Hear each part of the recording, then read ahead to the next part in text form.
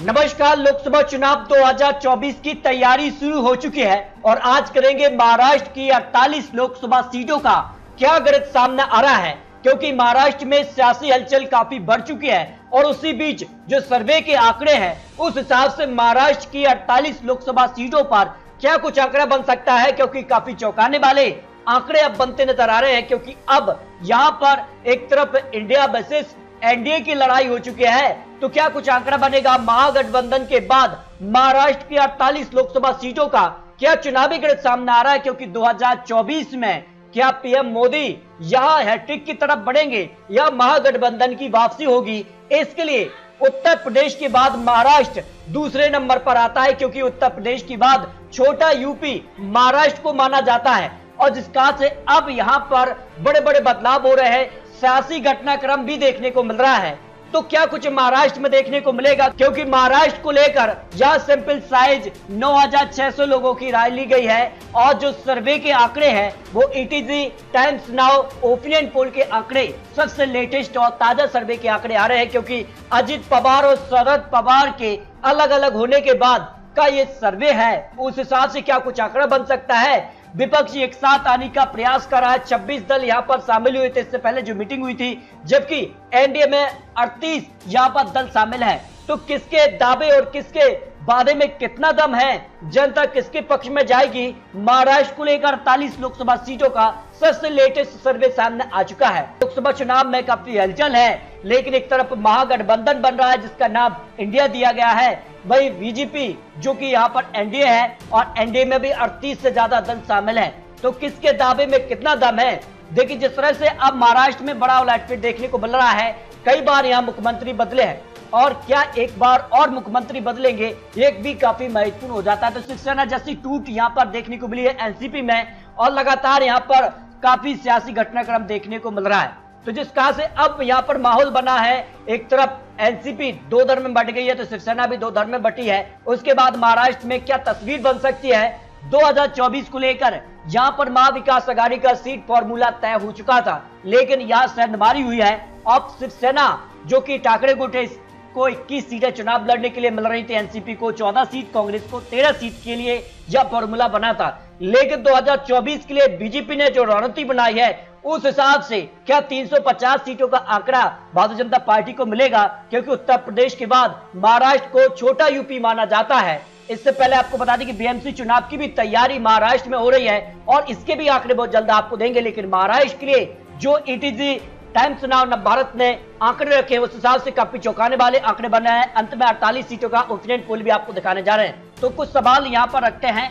शरद पवार की पार्टी में टूट के लिए किसे जिम्मेदार माना जा रहा है। देखिए, शरद पवार को 40% लोग मान रहे हैं कि इसके लिए शरद पवार जिम्मेदार है, अजित पवार 18%, बीजेपी को यहाँ 22% लोग मान रहे हैं, ईडी और सीबीआई को भी 20% लोगों का मानना है। जबकि अगर बात की जाए अजित पवार पार्टी तोड़ने पर क्या कहेंगे लोग, यहाँ पर जो कहना लोगों की प्रतिक्रिया सामने आ रही है उसमें साइडलाइन थे, अच्छा किया 43% लोग, क्योंकि जिस कहा से अब एनसीपी में शरद पवार यहाँ पर प्रमुख थे और अजित पवार को साइडलाइन माना जा रहा था, तो इस कारण से उन्होंने एक टूट की है और अलग यहाँ पर एक नया गुट बनाया। अच्छा नहीं किया, ऐसे 45% लोग हैं, यानी यहाँ पर 45% लोगों का जो अच्छा नहीं करने वाले ज्यादा संख्या में आते हैं, कह नहीं सकते, ऐसे 12% लोग आते हैं। जो टाइम्स नाउ का ओपिनियन पोल महाराष्ट्र को लेकर सबसे ताजा सर्वे सामने आ रहा है। इसके अलावा अगर बात की जाए, जो अगला सवाल है कि अजित पवार के एनडीए में आने से क्या होगा, तो यहाँ पर एनसीपी अजित को फायदा होगा 25% लोग मान रहे हैं, बीजेपी को बड़ा फायदा होगा 27% लोग मान रहे हैं, महाविकास आघाड़ी को यहाँ पर सिंपैथी वोट का फायदा मिलेगा, कहीं ना कहीं सहानुभूति वोट यहाँ महाविकास आघाड़ी को मिल सकते, जिस कहा से शरद पवार ने यहाँ पर जो गतिविधि हुई थी उसके बाद यहाँ पर अपनी पार्टी को आगे बढ़ाने के लिए और फिर से खड़ा करने की भी बात रखी है। ऐसे में बीजेपी को जो नुकसान यहाँ पर हुआ था शिवसेना से अलग होने से, क्योंकि 2019 में एक बड़ी जीत इनको मिली थी, इस कारण से एनसीपी और यहाँ पर शिवसेना से शिंदे गुट यहाँ बीजेपी में आ चुके हैं। तो क्या भरपाई बीजेपी कर लेगी, इसके भी आंकड़े आपको दिखाने जा रहे हैं। देखिए, अजित पवार की एनडीए में एंटी के बाद क्या समीकरण हो सकता है। एनडीए 2019 दोहरा सकती है, क्योंकि जिसका से यहाँ पर बड़ी जीत भारतीय जनता पार्टी शिवसेना को 2019 मिली थी, इस पर 31% लोग मान रहे हैं। फायदा लेकिन कोई खास नहीं होगा, ऐसे 33% लोग भी हैं। नुकसान सीट के लिए कलाए, ये भी बड़ा सवाल होता है, क्योंकि यहां से पहले भी यहां पर भारतीय जनता पार्टी के बड़े दिग्गज नेता रहे हैं जो इन सीटों से चुनाव लड़ते रहे। तो चुनाव के लिए सीट फॉर्मूला भी महत्वपूर्ण मुद्दा बन सकता है लोकसभा चुनाव के लिए। जबकि अगर बात की जाए, अगला सवाल है कि शरद पवार क्या एनसीपी को दोबारा खड़ा कर सकते हैं? जिस कार की चुनौती अब उनके पास होगी, तो हाँ, यहाँ सिंपैथी उनके वोट रहेंगे, क्योंकि जिस कार से सहानुभूति वोट उनके पक्ष में आ सकते हैं। 53% लोगों का मानना है कि शरद पवार फिर से पार्टी को खड़ा कर सकते हैं, क्योंकि इससे पहले भी शरद पवार को बड़ा झटका लग चुका है। नहीं, संगठन अजित पवार के साथ है 36%, क्योंकि ज्यादा यहाँ पर एमएलए और ज्यादा कार्यकर्ता अजित पवार के साथ है, इसलिए पार्टी को खड़ा करने के लिए यहाँ पर काफी बड़ी चुनौती शरद पवार के साथ हो सकती है।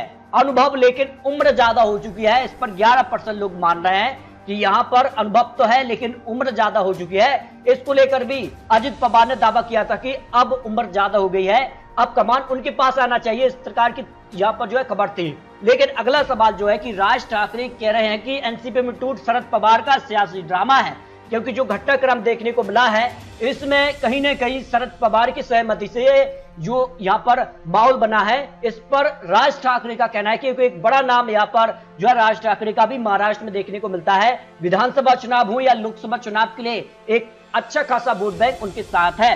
इस पर देखिए लोगों का क्या कहना है, एकदम सही कह रहे हैं। 44% लोग मान रहे कि हाँ ये ड्रामा है, जबकि नहीं, ऐसा नहीं हो सकता। इस पर 28% लोग मान रहे हैं राजनीति में कुछ भी संभव है, इसमें 28% लोगों की सहमति बनी हुई है। इस तरह से अगर बात की जाए तो टाइम्स नाउ का ओपिनियन पोल के हिसाब से महाराष्ट्र की जो वर्तमान स्थिति है उस पर जो सवाल है, उस पर जो आंकड़े बन रहे हैं, इसमें काफी चौंकाने वाले आंकड़े बन रहे हैं। और अंत में लोकसभा की 48 सीटों का ओपिनियन पोल भी चौंकाने वाला बन रहा है।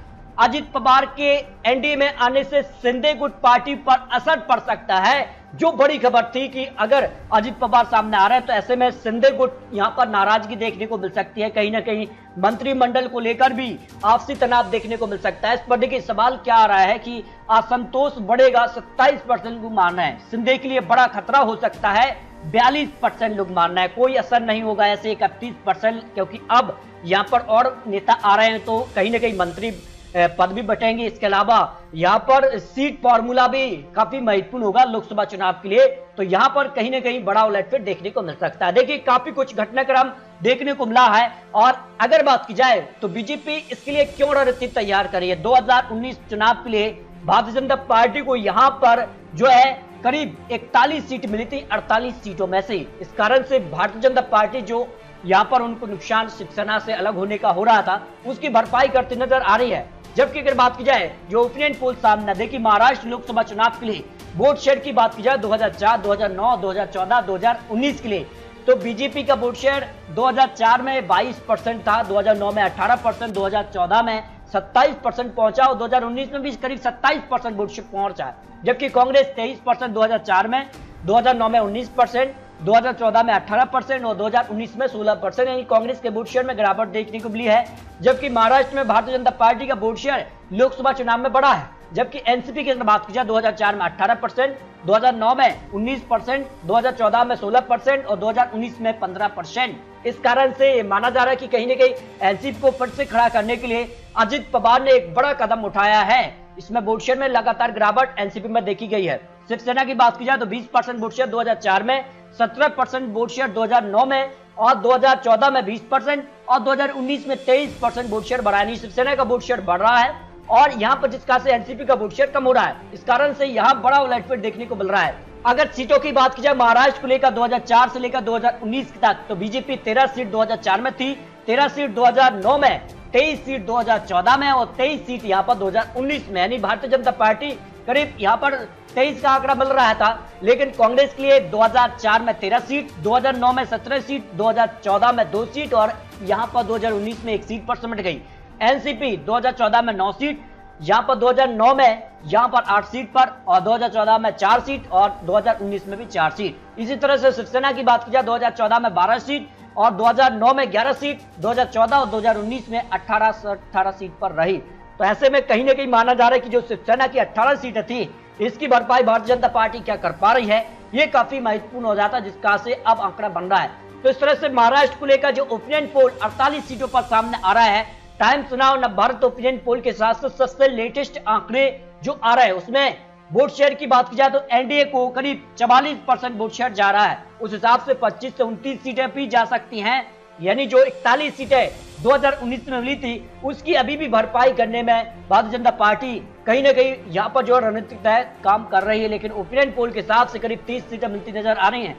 महाविकास आघाड़ी को 17 से 21 सीटें जा सकती है 43% वोट शेयर के साथ, और अन्य के पक्ष में 102 सीट 102 से 3% वोट शेयर के साथ। इस तरह से महाराष्ट्र को लेकर जो ओपिनियन पोल सामने आ रहा है उस हिसाब से यहाँ पर एनडीए को सबसे ज्यादा सीटें मिल सकती हैं, लेकिन 2019 के मुकाबले अभी भी कुछ सीटें कम दिखाई दे रही हैं। तो क्या भारतीय जनता पार्टी अब एनसीपी और शिंदे गुट की मदद से क्या 2019 का आंकड़ा छू लेगी, ये भी काफी महत्वपूर्ण हो जाता है। फिलहाल आपको बता दें ये तो चुनावी आंकड़े, चुनावी अनुमान है, और आने वाले वक्त में महाराष्ट्र में किस कार के गठबंधन बनते हैं, किस कार से सीटों का बंटवारा होता है, यह भी काफी महत्वपूर्ण हो जाता है। तो आपको क्या लगता है महाराष्ट्र की 48 लोकसभा सीटों के लिए? आपको बता दें चुनावी आंकड़े, चुनावी अनुमान है, आने वाले वक्त में और बड़े बड़े क्या गठबंधन बनेंगे या फिर बड़ा उलटफेर फिर से महाराष्ट्र में देखने को मिलेगा, उसके बाद आंकड़े बदल भी सकते हैं।